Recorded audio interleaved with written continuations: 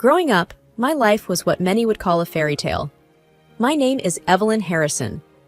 I was born into the Harrison family, one of the most influential families in our city. Our name was always in the papers for one event or another, but behind closed doors, we were just a regular family. My father ran Harrison Industries, a massive conglomerate with its fingers in everything from tech to fashion. I spent my childhood in large mansions, attending posh schools, and going on extravagant vacations. But despite all that, I never felt truly connected to that lifestyle. I enjoyed simple things, like reading a good book or having heartfelt conversations with close friends. During one of our family events, I met Daniel. He was different from the people I was used to. He wasn't from a wealthy family. In fact, he was there catering for the event.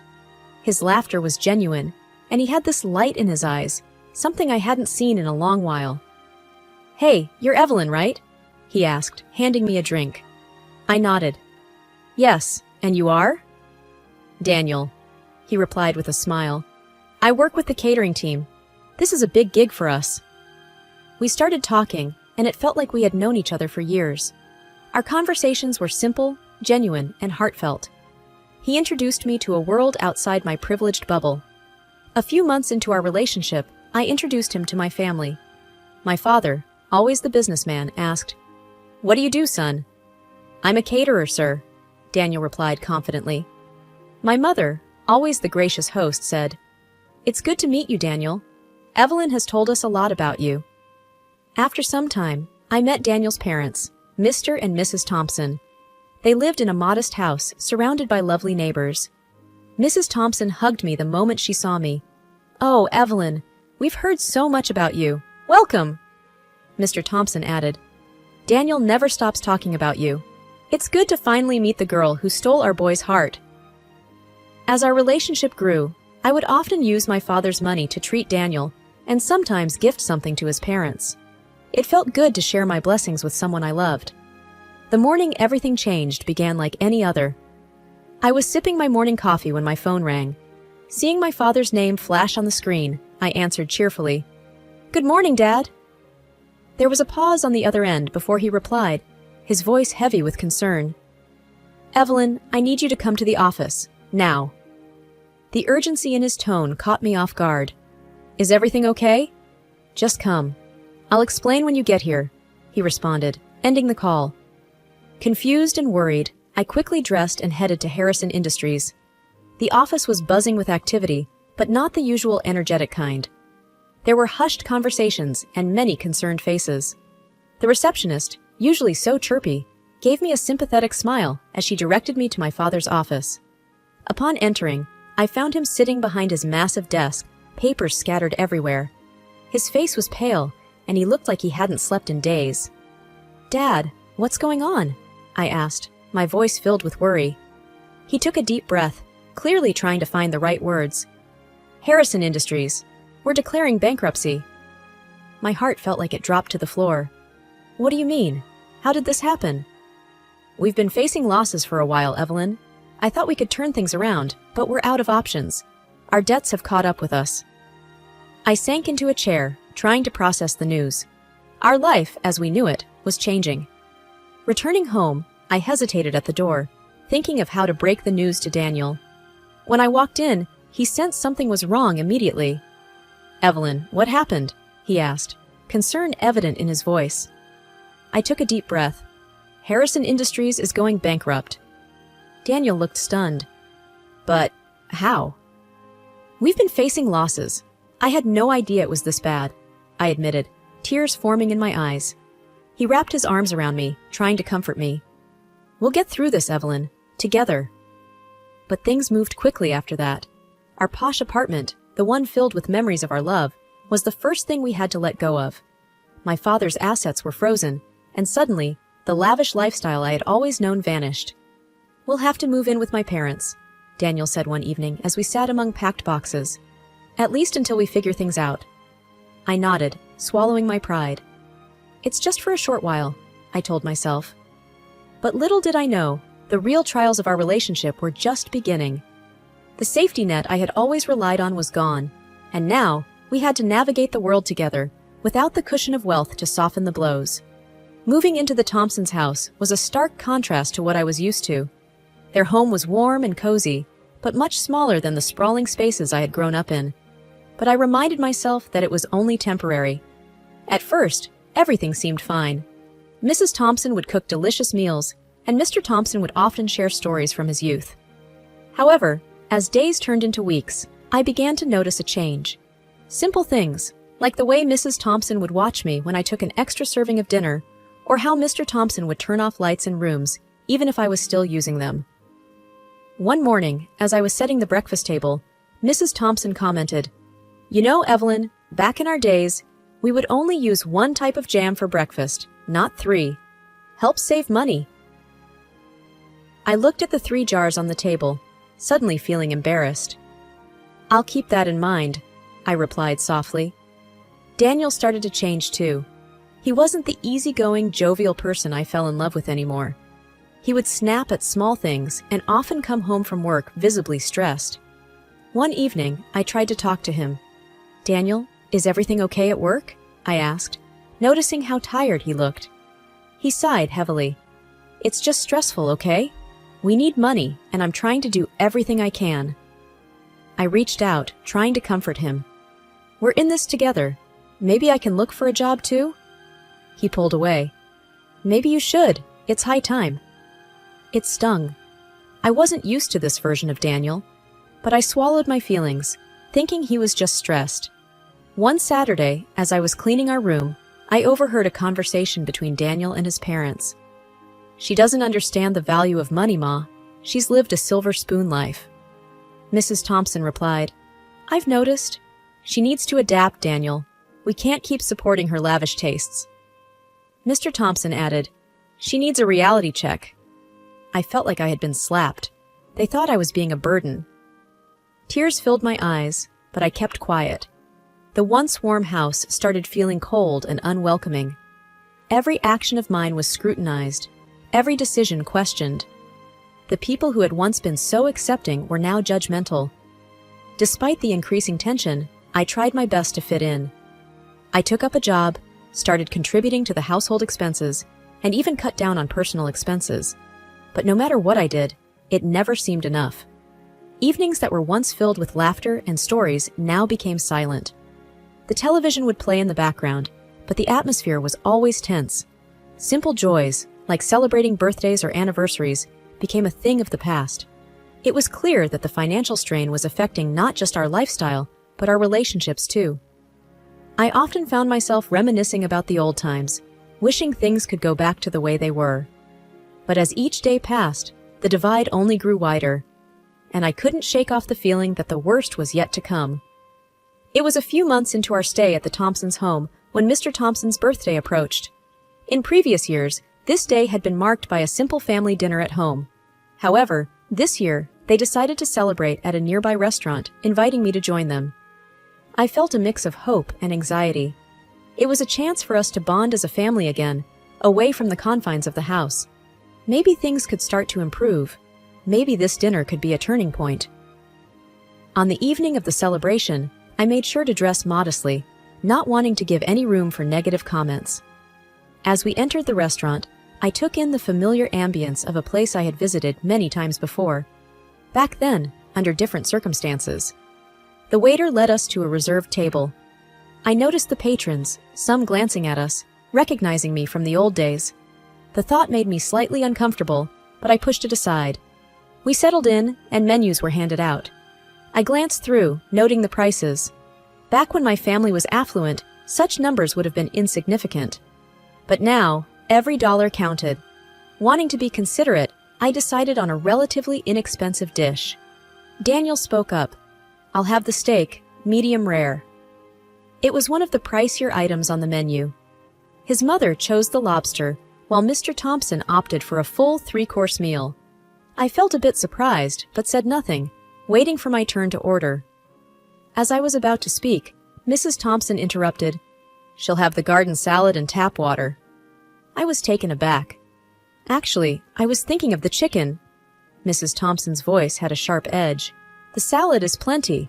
We need to be mindful of our expenses." I felt humiliated. My cheeks turned hot, and I could feel the eyes of nearby tables on us. Daniel chimed in, chuckling. "Yeah, Evelyn, can't always get the fancy stuff anymore." My heart sank. This was the man I loved? The man who once promised to stand by me through thick and thin? Before I could muster a response, Mr. Thompson added, "You should be grateful. Some people don't even get bread." Their laughter echoed in my ears, and a heavy lump formed in my throat. I felt like a spectacle, humiliated in front of an audience. With all eyes on me, I finally found my voice. When my family was doing well, I shared everything I had with all of you. And now, when times are tough, this is how I'm treated? Mrs. Thompson scoffed. "It's about time you learned the value of money." Daniel looked away, unable to meet my gaze. Mustering all the strength I had, I said, "I may not have the money I once did, but I still have my dignity." I stood up, leaving the table, the restaurant, and the whispers behind. The dinner, which I had hoped would be a turning point, had turned into a disaster. But it was also an awakening.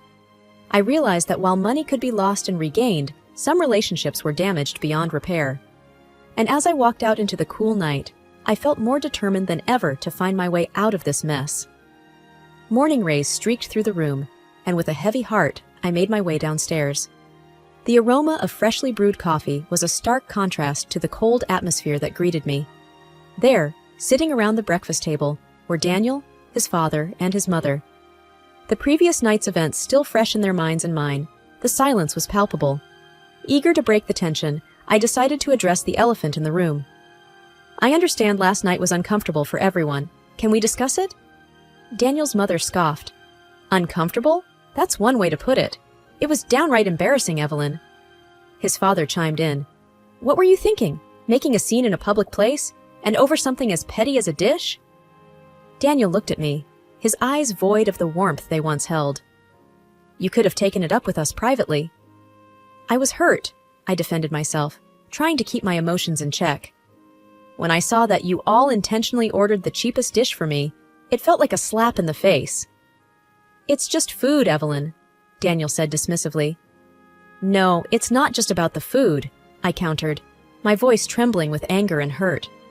"It's about respect, understanding, and love." I turned to Daniel, searching for any trace of the man I fell in love with. "Do you even love me, Daniel? Or was it always about the money?" He hesitated for a moment, then with a smirk replied, "Money is a significant addition to love, isn't it?" I felt like the ground beneath me had vanished. The weight of his words, filled with cynicism and devoid of any emotion, hit me harder than anything before. And to add salt to the wound, his mother added, "You were never a good fit for our family, always spending without thinking. Now you're just a freeloader." The hurt was too much to bear. The walls of the house, which once felt welcoming, now seemed to close in on me. Without another word, I turned away, my heart heavy, realizing that the love I thought was unbreakable was built on a foundation of convenience and materialism. Tears blurred my vision as I drove the familiar route to my parents' home. Every turn, every tree, brought back memories of a life that now felt worlds away. I wasn't sure how my parents would react, but I needed the comfort of home. The driveway looked the same, lined with the roses my mother loved so dearly. As I stepped out of the car, the front door opened, revealing my mother's worried face. "Evelyn!" She rushed towards me, pulling me into a tight embrace. Her warmth was an immediate solace, and I allowed myself a moment to just be held. Pulling back, she cupped my face, her eyes scanning for answers. "What happened, my love?" I swallowed hard, recounting the events of the past few months, ending with the disastrous dinner. She listened intently, her face a mixture of concern and anger. "Oh, Evelyn," she sighed, "you deserve so much better. I thought they loved me. I thought Daniel loved me." She brushed a strand of hair from my face. Sometimes, adversity reveals people's true colors. We were interrupted by the sound of my father's footsteps. He had a newspaper in hand, an amused expression on his face. "Is that my daughter I hear?" he said, feigning surprise. "Dad," I chuckled through my tears. He enveloped me in a hug, then held the newspaper out to me. The headline read, "Jackson Enterprises, From the brink to booming. We're back on track, he said with a smile. I looked at him, shocked. But how? He chuckled. Turns out the financial crisis wasn't as severe as we thought. With some smart moves and a bit of luck, we've not only recovered, but are thriving. I blinked back fresh tears, this time of relief. Why didn't you tell me? He shrugged. I didn't want you to worry. Besides, I wanted to see who truly cared for my daughter, money or no money. My mother shot him a look. You and your tests, John. I laughed. Typical dad. We spent the evening reminiscing, the warmth of my childhood home providing the comfort I so desperately needed.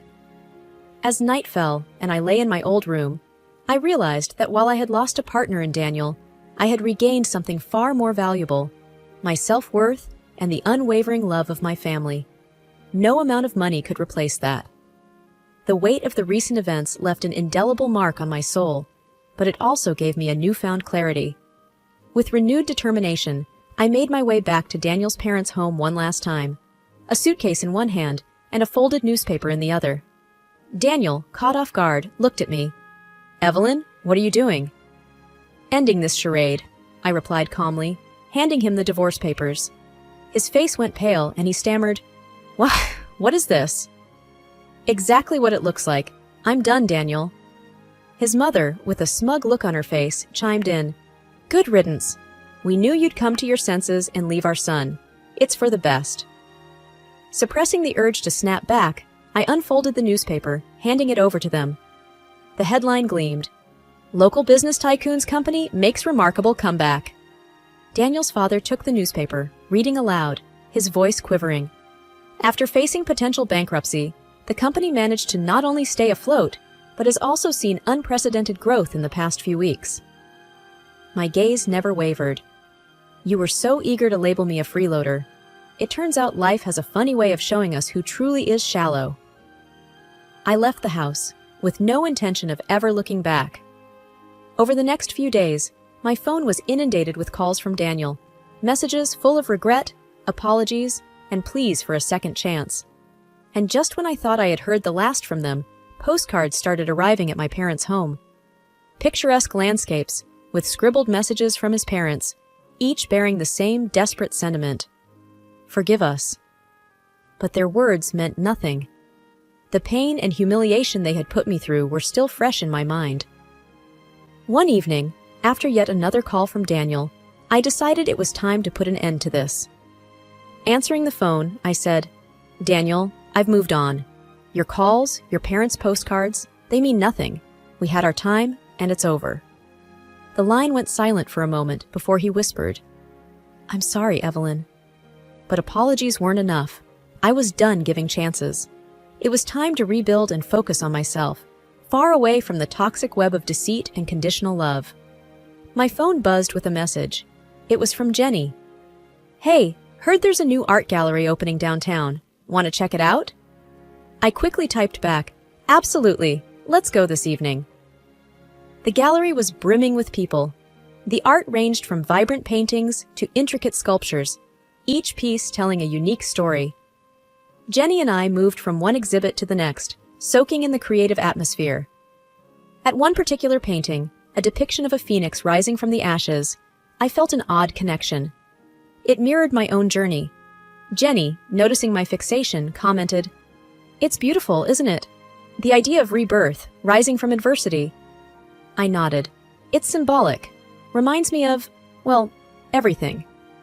Later, as we grabbed a bite at a nearby cafe, Jenny looked thoughtful. You know, there's this workshop next week. It's about rediscovering oneself, finding one's passion. Want to give it a shot? My initial hesitation was evident, but then I thought, why not? Sure, let's do it. Over the next few weeks, the workshop became a transformative experience. I dabbled in different activities, finding solace in painting. It became a therapeutic outlet for my emotions, each stroke reflecting my innermost feelings. One evening, after a particularly intense session, the workshop instructor approached me. Your work, Evelyn, it's exceptional. Have you considered showcasing it? The idea had never crossed my mind. No, I haven't, but thank you. He smiled. Think about it. Your art tells a story, and it deserves to be shared. Days turned into weeks, and soon, my small home studio was filled with paintings. The once unpacked boxes now contained art supplies. The transition was evident, from a woman scorned to an artist reborn. My father, ever the supportive figure, suggested organizing an exhibition. And with a little persuasion, I agreed. The opening night of the exhibition was a blur. Friends, family, and even strangers admired my work. The Phoenix painting, inspired by the gallery visit, was the star attraction. The evening concluded with a surprise. The workshop instructor approached, holding a check. "A buyer, Evelyn, for the Phoenix painting." Stunned, I stared at the figure. It wasn't about the money, but the validation. My journey, my pain, my rebirth, it had resonated with someone. As the days settled and the exhibition came to a close, I realized that life was full of unexpected twists. But with each downfall, there was an opportunity for a new beginning. My past with Daniel was just that, in the past. I had found my passion, my calling, and for the first time in a long time, I was genuinely happy. Life had come full circle. From pain to passion, from despair to hope, it was indeed a new beginning. And I was ready to embrace whatever came my way.